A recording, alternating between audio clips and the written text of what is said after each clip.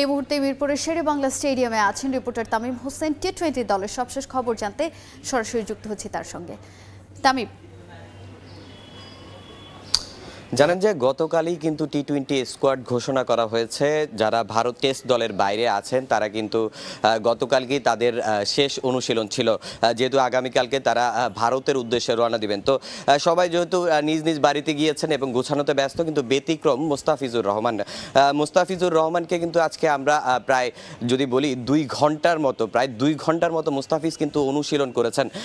এছাড়া আমি যদি বলি আসলে মুস্তাফিজ ভারতের প্রতিটা মাঠ সম্পর্কে কিন্তু মুস্তাফিজের আলাদা একটা ধারণা কিন্তু সবসময় থাকে। এই জন্য যেহেতু এই দলের মধ্যে মুস্তাফিজ কিন্তু ভারতের মাটিতে খেলার ক্ষেত্রে সবচেয়ে বেশি অভিজ্ঞ, সেই দিক থেকে মুস্তাফিজের কাঁধে কিন্তু একটা বাড়তি দায়িত্ব থাকছেই। সেক্ষেত্রে মুস্তাফিজও সেটা বুঝতে পারছেন। এজন্য কিন্তু আজকে আমি যদি বলি মুস্তাফিজ 2 ঘন্টা যাবৎ তার যেই সবচেয়ে ভালো ডেলিভারিগুলো আছে, যেমন কাটার, স্লোয়ার, এইসব অনুশীলন করেছিলেন। এবং তার সাথে যদি বলি তারেক আজিজ খান, যে কিনা বিসিবির কোচ ছিলেন, তার যেই সমস্যাগুলো ছিল বা যেই সমস্যাগুলো মুস্তাফিজ ফিল করছিলেন এগুলো কিন্তু বারবার ধরিয়ে দিচ্ছিলেন। এছাড়া আমরা যদি বলি আসলে তাওহিদ হৃদয় কিন্তু মুস্তাফিজের সঙ্গে অনুশীলনে ছিলেন।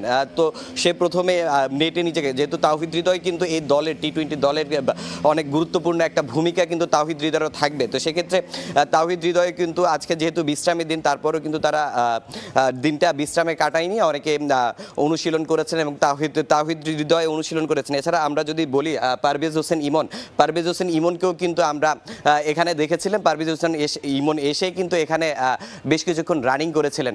তো মিরপুর থেকে টি-20 দলের মুস্তাফিজ, তাওহিদ এবং ইমনকে নিয়ে এই ছিল আমার কাছে সবশেষ তথ্য। টি-20 দলের সবশেষ খবর জানাতে আমাদের সঙ্গে সরাসরি যুক্ত হয়েছিলেন সহকর্মী তামিম হোসেন।